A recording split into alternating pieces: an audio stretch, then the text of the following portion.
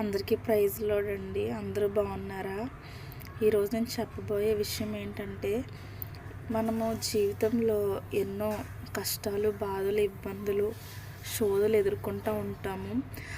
అవన్నిటిని జయించాలంటే మనం ఎక్కువగా ప్రార్థనలో గడపడమే ఒక ఆయుధంగా ఉంటుందండి. కాబట్టి ప్రార్థన చేయడం వల్ల మనం ఆత్మీయ బలాన్ని పొందుకుంటాం, ఆత్మీయ శక్తిని పొందుకుంటాం. అంతకంటే ఎక్కువగా మనం మానసిక బలాన్ని కూడా పొందుకుంటాం. కాబట్టి ప్రార్థన అనేది ఎప్పుడైతే నిర్లక్ష్యం చేస్తామో ఆత్మీయంగా బలహీనమైపోతాం, శారీరకంగా బలహీనమైపోతాము, అన్ని విధాలుగా నష్టపోయిన వారం అయిపోతాం. ఓటమి చాలా దగ్గరగా ఉంటుందని ప్రార్థన నిర్లక్ష్యం చేస్తే. కాబట్టి ప్రార్థన చేయడం వల్ల మనకు బలము, శక్తి, ఆరోగ్యం అన్నీ దొరుకుతాయి.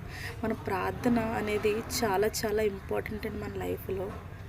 మన జీవితంలో ఏదన్నా కోల్పోయింది సాధించాలంటే, కోల్పోయింది తిరిగి పొందుకోవాలంటే మనం ఎక్కువగా దేవుని సన్నిధిలో మొరపెట్టాలంటండి. ఎప్పుడైతే మనం మొరపెడతామో అప్పుడు అనేక విజయాలు, ఆశీర్వాదాలు ఎన్నో మనం కళ్ళారా దేవుడు మనకు చూపిస్తాడు. అద్భుతాలు చూపిస్తాడు, ఆశ్చర్యాలు చూపిస్తాడు. ఎన్నో ఆలోచనలు, మనకి అద్భుతమైన ఆలోచనలు దేవుడు మనకు ఖచ్చితంగా అనుగ్రహిస్తాడు.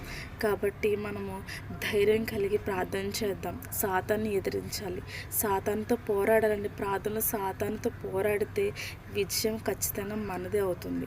కాబట్టి దేనికి చింతించద్దు, ఏ విషయంలో బాధపడద్దు, దుఃఖపడద్దు.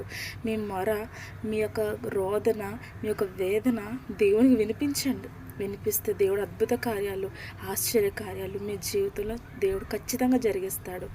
ఆమేన్, ఆమేన్, ఆమేన్. Praise the lord.